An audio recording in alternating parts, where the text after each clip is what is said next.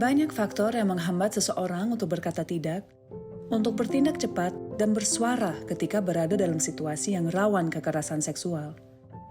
Namun apakah selamanya kita akan terus terkekang dalam situasi seperti ini?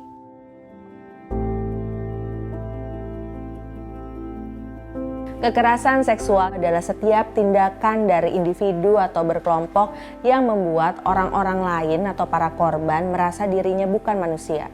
Kenapa? Karena secara fisik mereka bisa terluka, karena secara mental mereka bisa merasa dirinya tak berharga.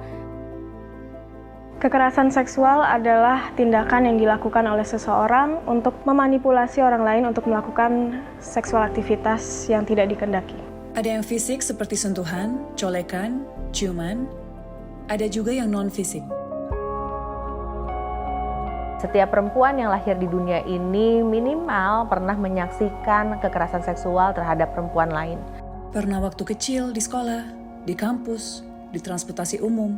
Dan yang paling miris dari semua kejadian ini, saat ada saksi, mereka tidak melakukan apa-apa. Menurut saya isu ini masih sangat tabu di Indonesia, sensitive for them. Jadinya it would make us feel like we should not talk about it and we should be ashamed of it.